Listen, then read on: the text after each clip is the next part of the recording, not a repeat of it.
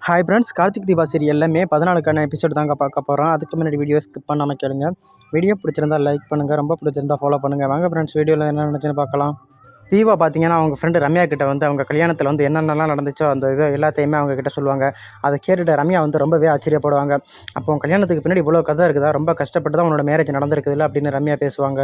அப்போ உடனே தீபா சொல்லுவாங்க, என்னோட மேரேஜ் எவ்வளோ கஷ்டப்பட்டு நடந்தாலும் அவர் எனக்கு ஹஸ்பண்டாக கிடச்சதுக்கு நான் ரொம்பவே கொடுத்து வச்சுருக்கணும் அப்படின்னு சொல்லி தீபா வந்து அந்த இடத்துல ரொம்பவே சந்தோஷப்படுவாங்க. இது வரைக்கும் கார்த்திக் சார் வந்து என்னை யாருக்காகவும் எதுக்காகவுமே விட்டு கொடுத்ததில்லை. அவர் வந்து என்னை ரொம்பவே பெருந்தன்மையாக என்னை ஏற்றுக்கிட்டாரு. என்கிட்ட பாடுற திறமை இருக்குன்னு தெரிஞ்சும் அதை வெளி உலகத்துக்கு காட்டினதே அவர் தான். அவர் வந்து எனக்கு கடவுள் கொடுத்த கிஃப்ட்டு அப்படின்னு சொன்னதோட அதை கேட்டுட்டு ரம்யா வந்து ரொம்பவே சந்தோஷப்படுவாங்க. அப்போ பார்த்தீங்கன்னா ரம்யா சொல்லுவாங்க, சாதாரண குடும்பத்தில் பிறந்த ஒன்றை வந்து அவர் மனைவியை ஏற்றிக்கிட்டு உன்னோட குரலை வந்து உலகம் முழுக்க கேட்க வச்சிருக்காருன்னா அவர் வந்து உண்மையிலேயே கிரேட்டு தாண்டி அப்படின்னு சொல்லி ரம்யாவுமே சந்தோஷப்படுவாங்க. அப்புறமா ரம்யா வந்து தீபா கிட்ட வந்து எனக்கு வந்து அவரை பார்க்கணும் போல தோணுது அப்படின்னு கேட்பாங்க. அதுக்கு உடனே தீபா சொல்லுவாங்க, கண்டிப்பாக அவரை வந்து நான் உனக்கு இன்ட்ரடியூஸ் பண்ணி வைக்கிறேன், இனிமேல் நம்ம டெய்லி பார்க்க தானே போகிறோம். தீபா பார்த்தீங்கன்னா டைம் ஆச்சு என்ன கிளம்புறேன்னு சொல்லிட்டு ரம்யா வீட்டிலேருந்து கிளம்பிடுவாங்க. தீபா வீட்டை விட்டு கிளம்பும்போது ரம்யாவோட அப்பா வந்து தீபா கிட்ட ஃபோட்டோ கட்டி இதில் வந்து நிறைய மாப்பிள்ளை ஃபோட்டோ இருக்குதுமா, இதில் ஏதாவது உன் ஃப்ரெண்டு அம்முக்கு வந்து ஒரு ஃபோட்டோ வந்து நீ செலக்ட் பண்ணுமா, நல்ல மாப்பிள்ளையா அப்படின்னு கேட்பாங்க. உடனே தீபா வந்து, அப்பா இதில் எப்படியாவது நான் ஒரு நல்ல மாப்பிள்ளையை செலக்ட் பண்ணி கண்டிப்பாக அம்முக்கு வந்து ஒரு நல்ல மாப்பிள்ளையை பார்த்து நான் கல்யாணம் பண்ணி வைப்பேன், இது வந்து என்னோட பொறுப்பு அப்படின்னு ரம்யாவோட அப்பா கிட்ட வந்து தீபா சொல்லுவாங்க. சரி தீபா, உன் மூலியமாக ரம்யாவுக்கு வந்து ஒரு நல்லது நடந்தால் அது ரொம்பவே சந்தோஷம்ப்பா எனக்கு அப்படின்னு சொல்லுவாங்க. உடனே தீபா வந்து சரிப்பா நான் கிளம்புறேன்ப்பா அப்படின்னு சொல்லிட்டு தீபா வந்து ரம்யா வீட்டிலேருந்து கிளம்பிடுவாங்க. அதுக்கப்புறம் பார்த்தீங்கன்னா அபிராமி வீட்டை காமிப்பாங்க. அபிராமி அருணாச்சலமும் உட்காந்து பேசிக்கிட்டு இருப்பாங்க ஒன்றா. அப்போ பார்த்தீங்கன்னா மேடம்ட்டு ஒரு பையன் வருவாங்க. அப்போ ரியா வந்து வெளியில் வந்து என்ன அப்படின்னு கேட்பாங்க. அதுக்கு உடனே அந்த பையன் சொல்லுவாங்க, ரியாங்கிற பேருக்கு கொரியர் வந்துருக்கு மேடம், ரியா வந்து நீங்கள் தானே அப்படின்னு கேட்பாங்க. ரியா வந்து ஆமாம் நான் தான், எந்த கொரியர் அப்படின்னு கேட்பாங்க. அதுக்கப்புறமா ரியா வந்து கையெழுத்து போட்டுட்டு அந்த கொரியரை வந்து வாங்கிக்கிடுவாங்க. பார்த்தீங்கன்னா அந்த ஃப்ரேமில் வந்து ரியாவோட ஃபோட்டோவும் ஆனந்தோட ஃபோட்டோவும் இருக்கும். அதை பார்த்துட்டு ரியா வந்து ரொம்ப சூப்பராக இருக்குது, எங்கேயாச்சும் மாட்டணும் அப்படின்னு சொல்லிக்கிட்டு இருப்பாங்க. ரியா அப்படி சொல்லும்போது அபிராமி, அருணாச்சலம், அருண் 3 பேருமே அதை பார்த்துக்கிட்டே இருப்பாங்க. அப்போ அபிராமிக்கும் அருணாச்சலத்துக்கும் ரொம்பவே கோவம் வந்துடும். ரியா வந்து இந்த ஃபோட்டோ வந்து இந்த ஹாலில் மாட்டினா நல்லாயிருக்கும், அப்போ தான் வீட்டுக்கு வரவங்க எல்லாருமே இந்த ஃபோட்டோ வந்து பார்த்துட்டு போவாங்க அப்படின்னு சொல்லிட்டு அந்த ஃபோட்டோ வந்து மாட்ட போவாங்க. அந்த நேரம் பார்த்து அபிராமி வந்து தடுத்து நிறுத்துவாங்க. இந்த ஃபோட்டோவெலாம் இங்கே மாட்டக்கூடாது அப்படின்னு சொல்லுவாங்க. அதுக்கு உடனே ரியா கேட்பாங்க, எதுக்கு மாட்டக்கூடாது அப்படின்னு. அதுக்கு உடனே அபிராமி சொல்லுவாங்க, தகுதி இல்லாத ஃபோட்டோவெல்லாம் இங்கே வந்து மாட்டக்கூடாது. உடனே ரியா வந்து அபிராமியை பார்த்து கேட்பாங்க, என்ன தகுதி குறைஞ்சி போய்த்து அப்படின்னு. உனக்கு வந்து இந்த வீட்டில் இருக்கிறதுக்கு தகுதி இல்லை, ஒன்றை வந்து இந்த வீட்டுக்குள்ளே விட்டதே தப்பு அப்படின்னு அபிராமி சொல்லுவாங்க. அப்புறம் நம்ம ஃபோட்டோ வந்து இந்த ஹாலில் மாட்ட சொல்லிட்டியா, அதெல்லாம் மாட்டவே கூடாது, எதுக்கு மாட்டக்கூடாது, நான் வந்து இந்த வீட்டோட மூத்த மருமக அப்படின்னு ரியா வந்து சண்டை போடுவாங்க. அப்போ உடனே அபிராமி பேசுவாங்க, நீ எங்கேயாவது திருட்டு தள்ளி இட்டிட்டு வந்தவ, நீ எப்படி மூத்த மருமகளாக முடியும், உன்னை மருமகளாக மட்டும் இல்லை ஒரு மனுஷன் கூட பார்க்க முடியாது என்னால் அப்படின்னு அபிராமி வந்து ரொம்பவே திட்டுவாங்க ரியாவை.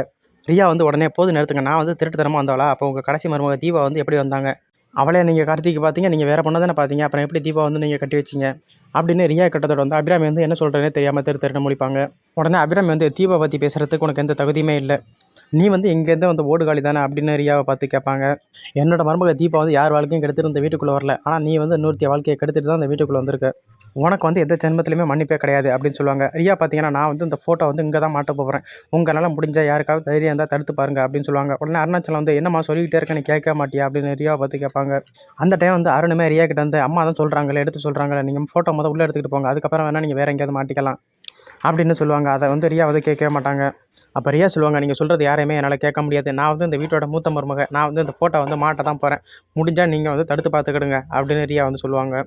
அபிராமி வந்து ரொம்ப கோவத்தோட, இது ஹாலுங்கிற இடம், 4 பேர் வந்துட்டு போகிற இடம், இந்த ஃபோட்டோ வந்து இங்கெல்லாம் மாட்டக்கூடாது, நீ வேணால் ஒரு ரூமில் போய் மாட்டிக்க அப்படின்னு கோவத்தோட சொல்லுவாங்க. அந்த நேரம் பார்த்து கரெக்டாக தீபா வந்துக்கிட்டு இருப்பாங்க. தீபா வந்த உடனே அவங்க அத்தை கிட்ட கேட்பாங்க, எதுக்கு தேவையில்லாமல் சண்டை போட்டுக்கிட்டு இருக்கீங்க, என்ன பிரச்சனை நடக்குது அப்படின்னு கேட்பாங்க. உடனே அபிராமி சொல்லுவாங்க, இவங்க 2 பேரும் இருக்கிற ஃபோட்டோ வந்து இப்போ வந்து ஹாலில் மாட்டேன்னு சொல்கிறா, அதுக்கு நான் வேண்டான்னு சொன்னேன், அதுக்கு தான் இவன் மாட்டுவேன்னு சொல்லிக்கிட்டு இருக்கா, கேட்டால் அந்த வீட்டோட மூத்த மருமகன்னு சொல்கிறா, நீனே கேளு தீபா அப்படின்னு அபிராமி சொல்லுவாங்க. உடனே தீபா வந்து, எங்கள் அத்தையவே நீ ஏற்று பேசுறியா, எங்கள் அத்தை தான் இந்த வீட்டில் எல்லாமே, அவங்கள மாரி வந்து இந்த வீட்டில் எதுவுமே நடக்காது, நீ ஒழுங்கு மரியாதையாக எங்கள் அத்தை சொல்கிறத நீ கேளு, ஏன் ஒரு ஃபோட்டோ மாட்டினா என்ன ஆயிரும், இந்த வீட்டோட அழகு கெட்டு போயிருமா, இல்லை இந்த வீடு தான் தாங்காதா அப்படின்னு ரியா கேட்பாங்க. ஏய், அத்தை அந்த வீட்டில் வந்து கோயிலாக நினைக்கிறாங்க, அவங்க தான் இந்த வீட்டில் என்ன இருக்கணும் என்ன இருக்கக்கூடாதுன்னு அவங்க தான் முடிவு பண்ணணும், அதை விட்டுட்டு நீ எல்லாம் உன் இஷ்டத்துக்கு வந்து இதெல்லாம் இந்த ஃபோட்டோவெல்லாம் மாட்டிக்கிட்டு இருக்கக்கூடாது, நீ எல்லாம் எந்த முடிவும் எடுக்கக்கூடாது அப்படின்னு தீபா சொல்லுவாங்க.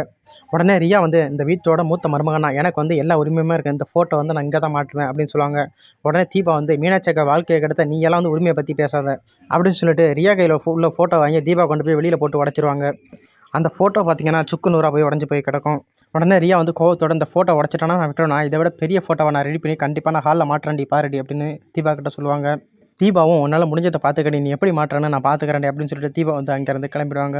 அப்புறமா தீபாவை கூப்பிட்டு அபிராமி சொல்லுவாங்க, இவ டார்ச்சர் கொடுக்கணும்னு இந்த வீட்டுக்கு வந்திருக்காப்பா அப்படின்னு சொல்லுவாங்க. அதுக்கு உடனே தீபா சொல்லுவாங்க, அத்தை நீங்கள் ஒன்றும் கவலைப்படாதீங்க தான், இவளை எப்படியாவது இந்த வீட்டை விட்டு துரத்த வேண்டியது என்னோட பொறுப்பு தான். கண்டிப்பாக ரியா வந்து இந்த வீட்டை விட்டு நான் கூடிய சீக்கிரம் துரத்திடுறேன் அப்படின்னு சொல்லிட்டு தீபா நேராக அவங்க ரூமுக்கு கிளம்பிடுவாங்க.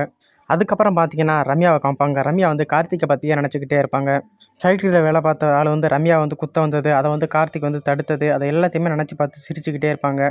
இன்னொரு பக்கம் பார்த்தீங்கன்னா தீபா வந்து கார்த்திக்காக வெயிட் பண்ணிக்கிட்டு இருப்பாங்க. கார்த்திக் நேராக தீபா ரூமுக்கு வருவாங்க.